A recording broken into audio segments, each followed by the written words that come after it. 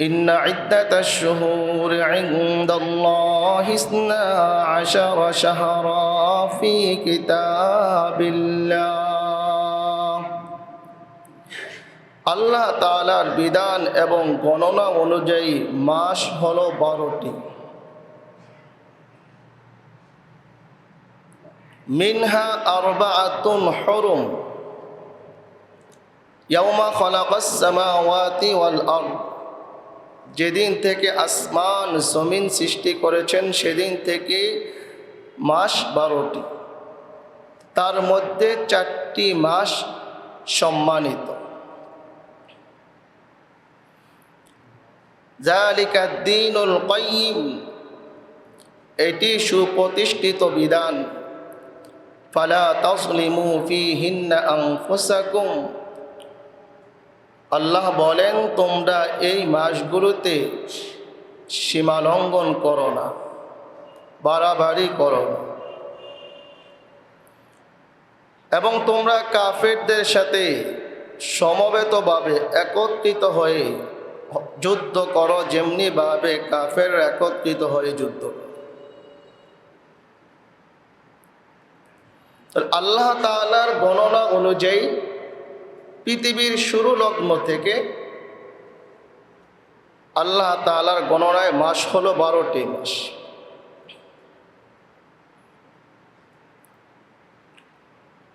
এক নম্বর মুহররম, 2 নম্বর সফর, 3 নম্বর রবিউল আউয়াল, 4 নম্বর রবিউল সানি, 5 নম্বর জামাদাল উলা, 6 নম্বর জামাদাল উখরা, 7 নম্বর রজব, 8 নম্বর শাবান, 9 নম্বর রমাদান, 10 নম্বর শাওয়াল, 11 নম্বর জিলকদ, 12 নম্বর জিলহজ। দেখেন, আমরা এখানে যারা নামাজ পড়তে আসছি আমরা কিন্তু সকলেই মুসলমানের সন্তান। এখন যদি অনেকে জিজ্ঞাসা করা হয় ইংরেজি মাস অনর্গল বলে দিতে পারবে। এখন মুসলমানের সন্তান হিসাবে যদি জিজ্ঞাসা করা হয় আরবি মাসের গণনা কে কে পারেন, 100% ফেল মারবে না 99%? 100-এর উপরেও ফেল মারতে পারে।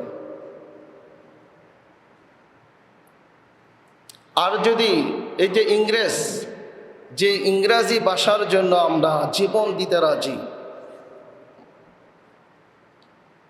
ইংরেজিতে আজকে সার্চ দিয়ে দেখলাম গুগলে এই যে ইংরেজি মাসগুলা কি নামে নামকরণ করা হয়েছে, অবাক! এগুলোর জন্য আমরা পাগল। এক একটা দেবদেবীর নামে, এক একটা আপনার কুখ্যাত মূর্তির নামে এই ইংরাজি মাসগুলা কি বিভিন্ন খারাপ প্রেক্ষাপটে এক একটা মাসের নামকরণ করা হয়েছে। যেই মাসের হিসাব রাখলে সওয়াব হবে সেই মাসগুলা কি আরবি মাস। এই যে আমরা বাঙালি জাতি, এখন যদি বাঙালি জাতি হিসাবে যদি আমরা আমাদের মাতৃভাষাকে সম্মান জানাই বা করি, কারণ ভাষাকে সম্মান জানাই তা আল্লাহ কোরআনে নিজেই বলেছেন, ওমা আরসালনা মির রাসূলিন ইল্লা বিলিসানি কওমিহি। এর মাধ্যমে প্রত্যেকে তার স্বজাতীয় ভাষাকে সম্মান জানাইতে পারে। তো আমরা আমাদের বাংলা যারা ভাষাভাষী, আমরা বাংলা 12 মাসের কয়জনের নাম জানি? হয়তো মুরব্বী বাবা যারা আছেন তারা হয়তো পারবেন, কিন্তু ইয়াং স্টার যারা জেনারেশন যারা আছে অনেকে পারবেন, বাংলা 12 মাসের নাম পারবেন। বৈশাখ, জ্যৈষ্ঠ, আষাঢ়, শ্রাবণ, ভাদ্র, আশ্বিন, কার্তিক, অগ্রহায়ণ, পৌষ, মাঘ, ফাল্গুন, চৈত্র, এই 12 মাস। এখন যদি ইংরেজি মাসের কথা বলি, যেই বাচ্চাটা মাত্র দুধ ছাড়ানো হয়েছে, সবে মাত্র কথা বলা শুরু করছে, ওই বাচ্চাকে জিজ্ঞাসা করলো, ওই বাচ্চা অনর্গল বলতে পারবে January, February, March, April, May, June, July, August, September, October, November, December বলতে পারবে। কিন্তু ওই বাচ্চাকে বা যারা এখন প্রাপ্ত বয়স্ক হয়ে গিয়েছে তাদেরকেও যদি জিজ্ঞাসা করি, বাংলা 12 মাসের নাম বলতে কষ্ট হয়ে যাবে, আরবি 12 মাসের নাম বললে তো অনেকের কাপড়ে নষ্ট হয়ে যাবে। অথচ রসুল কি বলছেন? আহিব্বুল আরবা লিসালাস। রসুল বলতেছেন আমি আরবি ভাষাকে 3টি কারণে ভালোবাসি। তাহলে রসুল যেই ভাষাকে ভালোবাসেন এই ভাষা যদি হিসাব রাখি, গুনাহ হবে না সওয়াব হবে? রসুল বলতেছেন আমি আরবি ভাষাকে 3টি কারণে ভালোবাসি। 1 নম্বর, লিআন্নি আরবিয়্যুন, আমার ভাষা আরবি ভাষা। ওয়াল কুরআনু আরবিয়্যুন, কোরআনের ভাষা আরবি ভাষা। ওয়া কালামু আহলিল জান্নাতি আরবিয়্যুন, জান্নাতীদের ভাষা আরবি ভাষা। তাহলে আরবিকে ভালোবাসবো রসুলের ভাষা হওয়ার কারণে, আরবিকে ভালোবাসবো কোরআনের ভাষা হওয়ার কারণে, আরবিকে ভালোবাসবো জান্নাতীদের ভাষা হওয়ার কারণে। তো আল্লাহ তাআলা বললেন যে 4টা মাস সম্মানিত।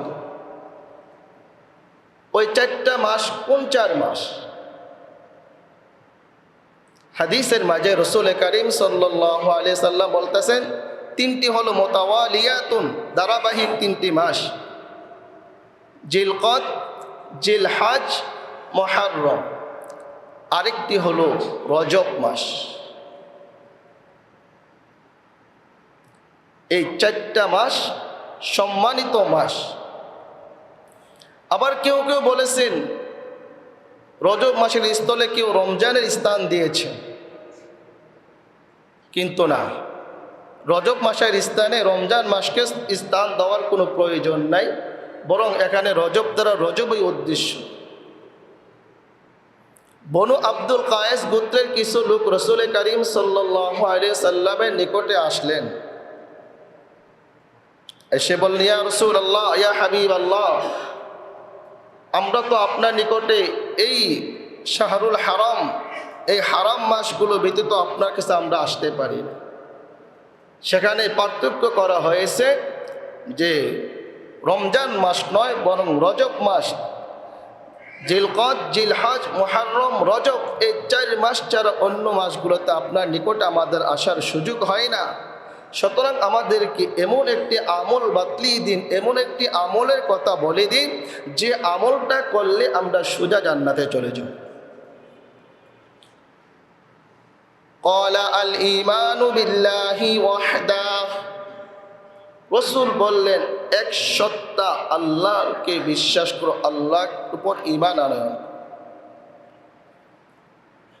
ক্বালা মাল ঈমানু বিল্লাহি ওয়াহদাহ, যে এক সত্তা এককভাবে আল্লাহর উপর ঈমান আনয়নের অর্থ কি তুমি জানো? তোমরা জানো? রাসূল বললেন আনতা শাহাদা আল্লা ইলাহা ইল্লাল্লাহ ওয়া আন্না মুহাম্মাদার রাসূলুল্লাহ,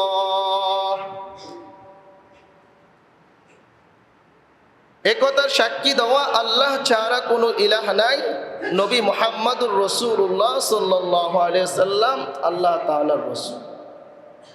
ওয়া তুকিমুস সালাহ, নামাজ কায়েম করা, ওয়া তুতিয়াজ যাকাহ, ওয়া তাসুমু রমাদান, ওয়া আন তুতাল মাগমানা মিনাল খুমুস। এখানে হজের কথা বলা হয় নাই। বলতাছে হাদিসের ব্যাখ্যাকারগণ লেখেন যেহেতু তাদের উপর হজ ফরজ হয় নাই, এই জন্য হজের কথা এখানে বলা হয়। তাহলে আল্লাহকে বিশ্বাস করা, নবী মুহাম্মদকে রসুল হিসাবে মানা, নামাজ কায়েম করা, যাকাত প্রদান করা, রমজানের রোজা রাখা এবং মালে গনিমতের 5 ভাগের 1 ভাগ বাইতুল মালে জমা করা, এই 5টা কাজ করবে। আর 4টা কাজ থেকে তোমরা বিরত থাকবে। 4টা কাজ, 4টা পাত্র সম্পর্কে জিজ্ঞাসা করা হয়েছে যেগুলোর মধ্যে জাহিরি যুগে মুশরিকরা মদ বানাইতো, শরাব বানাইতো। ওই 4টা পাত্র থেকে আল্লাহর রাসূল তাদেরকে নিষেধ করলেন যে এই 4টা পাত্র তোমাদের সামনে রাখো। কারণ এই 4টা পাত্রের মধ্যে যেহেতু জাহিলি যুগে তোমরা মদ বানিয়ে খেয়েছো, এই পাত্রগুলো সামনে পড়লেই তোমাদের মদের কথা স্মরণ হয়ে যায়, মদের চিন্তা ভাবনা তোমাদের দেমাগে চলে আসবে। এই জন্য এই 4টা পাত্র থেকে তোমরা বিরত থাকবা। এই 9টা কাজ যে করবে সে সোজা জান্নাতে চলে যাবে। সুবহানাল্লাহ। তাহলে 4টা মাস সম্মানিত মাস। এখন আপনাদের প্রশ্ন আসতে পারে, আমরা তো জানি রমজান হলো সবচেয়ে শ্রেষ্ঠ মাস, তাহলে এখানে কোরআনে তো আল্লাহ তাআলা বলছেন জিলকদ, জিলহজ, মুহররম, রজব মাস, তাহলে রমজানে তো সম্মান প্রমাণিত হচ্ছে না। বলতেছে রমজান হলো সকল মাসের সেরা মাস, রমজান হলো সকল মাসের শ্রেষ্ঠ মাস। রমজানের পরে হলো এই 4 মাসের ফজিলত। রমজান সকল মাসের সেরা মাস, সকল মাসের শ্রেষ্ঠ মাস, উত্তম মাস, আর রমজানের পরে হলো এই 4 মাস। আবার বিভিন্ন দৃষ্টিকোণ থেকে বিভিন্ন মাস এক একটা একক দিক থেকে ফজিলত রাখে। যেরকম হাদিসের মধ্যে রাসূল কারীম সাল্লাল্লাহু আলাইহি সাল্লাম বলেছেন যে রমজানের পরে, রমজানের ফরজ রোজার পরে নফল রোজার দিক থেকে শ্রেষ্ঠ মাস হলো মুহররম মাস। মুহররম মাসকে আল্লাহর মাস বলা হয়, শাহরুল্লাহ বলা হয়। তাহলে কোনো কি থাকলো না, আর একতলাফ থাকলো না, মতানৈক্য থাকলো না যে রমজান হলো সকল মাসের সেরা মাস, তারপরে হলো এই 4 মাস কি শ্রেষ্ঠ মাস, উত্তম মাস।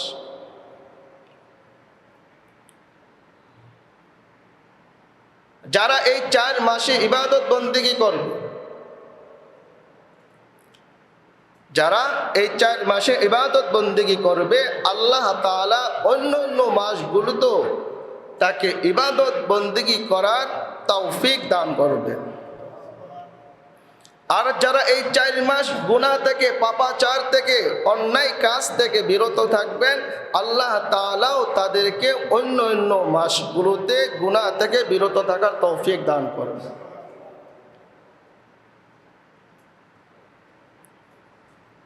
আল্লাহ তাআলা বলতেছেন ফালা তাজলিমু ফীহিন্না আনফুসাকুম, এই মাসগুলোর ব্যাপারে তোমরা কি করবে না, নিজেদের উপরে জুলুম করবে না।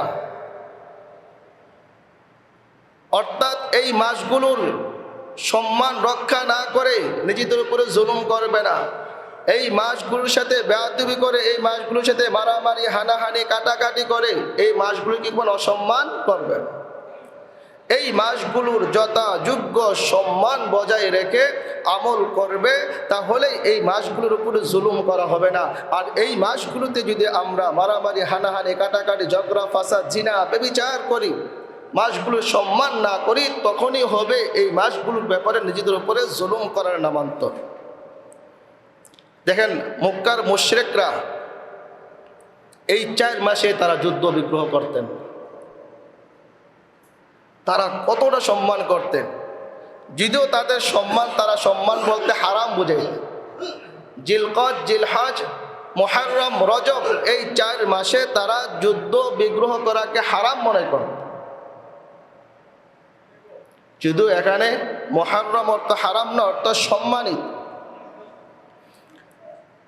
আবার তাদের স্বার্থে যখন আঘাত লাগবে, মনে করেন এই 4 মাসে যুদ্ধ করার প্রয়োজন পড়ছে, মারামারি করার প্রয়োজন পড়ছে, মাসের নাম চেঞ্জ করে দেবে। কথার কথা জিলকদ মাসে এরা যুদ্ধ করবে, যুদ্ধর প্রয়োজন পড়ছে, জিলকদ মাসের নাম পাল্টাই দিচ্ছে। জিলহজ মাসে মারামারি, যুদ্ধ বিগ্রহের প্রয়োজন পড়ছে, মাসের নাম পাল্টাই দিচ্ছে। রজব মাসে মারামারি করার প্রয়োজন পড়ছে, যুদ্ধ বিগ্রহের প্রয়োজন পড়ছে, মাসের নাম পাল্টাই দিচ্ছে। কেন? মুহররম মাস সম্মানিত মাস। তাহলে তাদেরও কি ছিল? এই মাসগুলোর প্রতি সম্মান ছিল, ওই মাসগুলোর প্রতি তারা সম্মান দেখাইছে। তো আমরা তো মুসলিম জাতি হিসাবে, আমরা মুসলমানের সন্তান হিসাবে আমাদেরকেও কি করা দরকার? এই মাসগুলোর সম্মান করা দরকার। যে সম্মানিত মাস কি হয়ে গেছে? শুরু হয়ে গেছে। মুহররম মাস শুরু হয়ে গিয়েছে। এই মাসে যদি আমরা বেশি থেকে বেশি ইবাদত করি, তাহলে আমরা অন্য অন্য মাসেও ইবাদত করার কি পাবো? তৌফিক পাবো। আল্লাহ তাআলা তৌফিক দান করেন। এই মাসে যদি আমরা গুনাহের কাছ থেকে, পাপের কাছ থেকে বিরত থাকি, অন্যায় কাছ থেকে বিরত থাকি, আল্লাহ তাআলা অন্য অন্য মাসগুলোতেও আমাকে আপনাকে গুনাহের কাছ থেকে, পাপের কাছ থেকে বিরত থাকবার কি করবেন? তৌফিক দান।